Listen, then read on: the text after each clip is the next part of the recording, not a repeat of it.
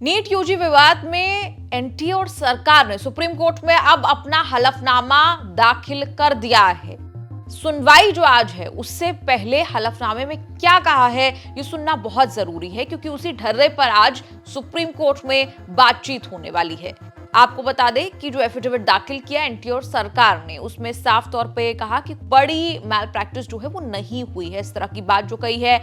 IIT Madras के expert panel की एक रिपोर्ट जो है उसे कोट किया गया है। जाहिर तौर पर कोर्ट में भी आज उस बात को आगे पेश किया जाएगा। दूसरी तरफ जो रीनीट को लेकर देश भर में सबसे ज्यादा मांग जो है वो हो रही थी, उसे लेकर भी कहीं ना कहीं सरकार ने एक बार फिर से ये कहना चाहा कि भाई हम उसके पक्ष में नहीं हैं। अब एक एक करके देख लेते हैं स्क्रीन पर कि क्या क्या सरकार ने कहा है। पहली बड़ी बात यह है कि गड़बड़ी में शामिल लोगों की पड़ताल डेटा एनालिसिस के जरिए करने के लिए आईआईटी मद्रास से अनुरोध किया गया था।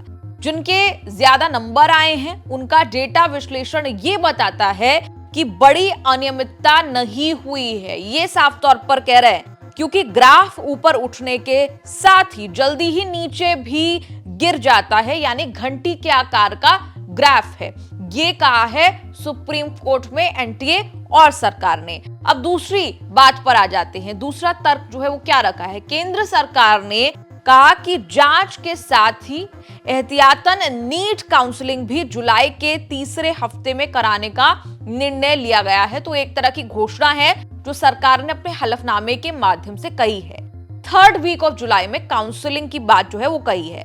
ये कहा कि काउंसलिंग 4 चरणों में होगी, ताकि किसी भी किस्म की गड़बड़ी का फायदा उठाकर आने वाले छात्र की पहचान और पड़ताल इन 4 चरणों में हो जाए। जहां पता चला वहीं उसे बाहर कर दिया जाएगा। यानी यहां कहा जा रहा है कि काउंसलिंग के दौरान भी अगर कोई पकड़ा जाता है, उसी स्टेज पर, काउंसलिंग के वो किसी भी स्टेज पर हो, उसे वहां से उठाकर बाहर कर दिया जाएगा। अब आ जाइए अगली बात पर, जो कि बहुत अहम बात है। आपने सुप्रीम कोर्ट में देखी, दोनों तरह की बात हो रही है। एक ये कि नीट को कैंसिल कर देना चाहिए और दूसरी ये कि कैंसिल नहीं होना चाहिए। सरकार ने पिछली सुनवाई में कई ऐसे पक्ष जो हैं वो सुने, और आज जब केंद्र ने अपना हलफनामा दाखिल किया तो उसमें एक बार फिर से इसे लेकर अपनी मंशा जाहिर कर दी। केंद्र ने कहा कि वो ये सुनिश्चित कर रहा है कि 23 लाख अभ्यर्थियों पर अप्रमाणित आशंकाओं के आधार पर दोबारा परीक्षा का बोझ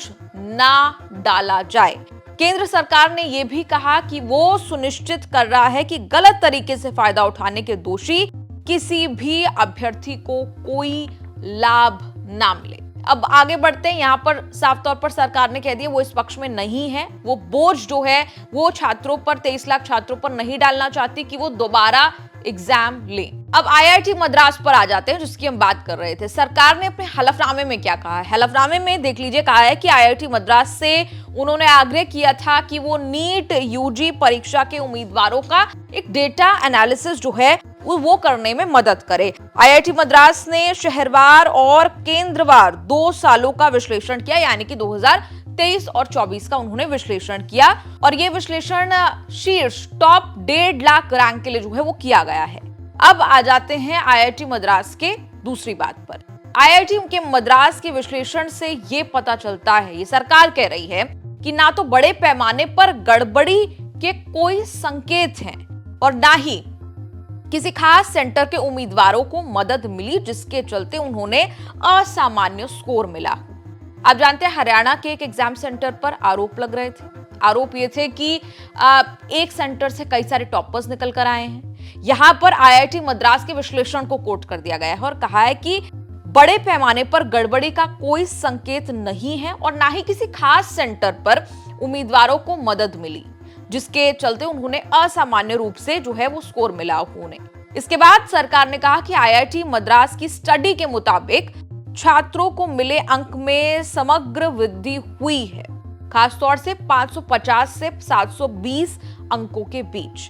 अंकों में ये बढ़ोतरी लगभग सभी शहरों और केंद्रों में देखी गई है। इसकी वजह सिलेबस में 25% की कटौती है, ये कह रहा है सेंटर अपने एफिडेविट में। कि 25% की जो कटौती सिलेबस में हुई, उस वजह से ये जो अंकों के बीच जो बढ़ोतरी हुई है, अंकों की जो रैंक्स की बढ़ोतरी जो हुई है अंकों की, वो इसीलिए देखने को मिल रही है क्योंकि सिलेबस में 25% कटौती की गई। अब चलिए अगले पॉइंट पर आ जाते हैं। सरकार ने और क्या कहा, ये कहा कि छात्रों ने ज्यादा अंक हासिल किए हैं। जिन छात्रों ने ज्यादा अंक हासिल किए हैं वो अलग अलग शहरों और अलग अलग सेंटर के हैं, जो बड़े पैमाने पर किसी गड़बड़ी की संभावना को खारिज करते हैं। इन्होंने कहा, अब ध्यान से सुन लीजिए जो बात कही है सुप्रीम कोर्ट में सरकार ने, कि अलग अलग शहरों से ये लोग आते हैं, अलग अलग सेंटर से ये लोग आते हैं जिन्होंने अच्छे अंक हासिल किए हैं, जिन्होंने ज्यादा अंक हासिल किए हैं, इसीलिए कोई भी ज्यादा बड़े पैमाने पर गड़बड़ी की संभावना यहां पर साइडलाइन कर दी जाती है। चलिए अब पेपर लीक वाली बात पर आ जाते हैं। एनटीए ने कहा, पटना हजारीबाग मामले में कोई प्रश्न पत्र गायब नहीं पाया गया है। यह कहा कि प्रत्येक प्रश्न पत्र में एक अद्वितीय क्रमांक होता है और उसे एक विशेष उम्मीदवार को सौंपा जाता है। कोई भी ताला टूटा हुआ नहीं मिला। एनटीए पर्यवेक्षकों की रिपोर्ट में कुछ भी प्रतिकूल नहीं बताया गया है। कमांड सेंटर में सीसीटीवी कवरेज की लगातार निगरानी की गई। कोई अप्रिय घटना या पेपर लीक होने का कोई संकेत नजर नहीं आया। इसके बाद अब एक टेलीग्राम वीडियो आपने देखी होगी, उस टेलीग्राम वीडियो पर आ जाते हैं। टेलीग्राम वीडियो में यह दावा किया गया था कि वो वीडियो दरअसल उसमें कुछ मैसेजेस हैं जो 4 मई के दिखाई पड़ते हैं और वहां से ये प्रूफ होता है कि पेपर लीक हुआ है। ये दावा सुप्रीम कोर्ट में कुछ पिटिशनर्स ने किया था, लेकिन उसको लेकर सरकार का बयान आया। एनटीए ने उस बात को नकार दिया है। एनटीए ने कहा कि 4 मई को टेलीग्राम पर लीक हुए परीक्षा पेपर की तस्वीर दिखाई गई, लेकिन एक तस्वीर जिसे एडिट किया गया था वो 5 मई 2024 को 5:40 का टाइम स्टैम्प प्रदर्शित करती है। इसके अलावा यह भी कहा कि टेलीग्राम चैनल के भीतर चर्चा से संकेत मिलता है कि सदस्यों ने वीडियो को नकली बताया है। यानी सरकार कह रही है कि वीडियो नकली है, मिसलीडिंग है, फॉल्स है।